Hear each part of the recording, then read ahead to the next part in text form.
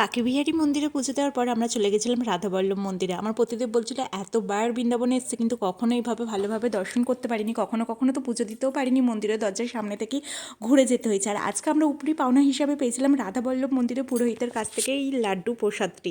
তাই না, আমরা টুকিটাকি কিছু খাবার খেয়েছিলাম, যেহেতু সকাল থেকে আজকে উপোস করেছিলাম, যেহেতু আমাদের অ্যানিভার্সারি ছিল, পুজো দিয়েই খাবো বলে দেন খেয়ে দিয়ে বেরিয়ে পড়েছিলাম নিধিবনের উদ্দেশ্যে। সেখানে একটা মন্দির পড়েছিল, প্রথমে সেখানে দর্শন করে নিয়েছিলাম। নিধিবনে কেন জানি না গিয়ে আমার গা ছমছম করে উঠেছিল আর গা কাটা দিয়ে উঠেছিল। এই যে জালে ঘেরা রয়েছে তার পাশে বন দিয়েও যাওয়া যায়, একটা গোপন কাটতে হয়, সেটা আমরা কেটেও না বনের ভিতর দিয়ে যেতে পারিনি কারণ প্রচুর বানর ছিল। আমরা একটা গাইড নিয়েছিলাম আর সেই গাইডের কাছে নিধিবনের গল্পগুলো আমরা শুনছিলাম।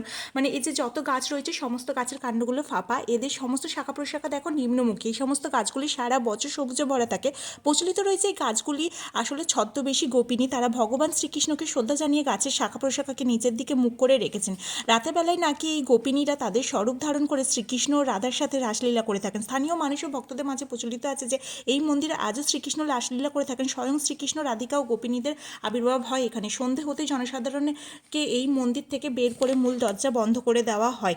সন্ধ্যা পুজোর পর মন্দিরে বিগ্রহের সামনে কিছু লাড্ডু, চুড়ি, শাড়ি রেখে দেওয়া হয়। সন্ধ্যা হওয়ার সাথে সাথে এই বনের বানর, পশু পাখি অন্যত্র চলে যায়। নিধিবনের মধ্যে রংহল নামে একটি ছোট্ট মন্দির রয়েছে। শোনা যায় প্রতি রাতে শ্রীকৃষ্ণ রাধার সাথে এখানে বিশ্রাম করেন।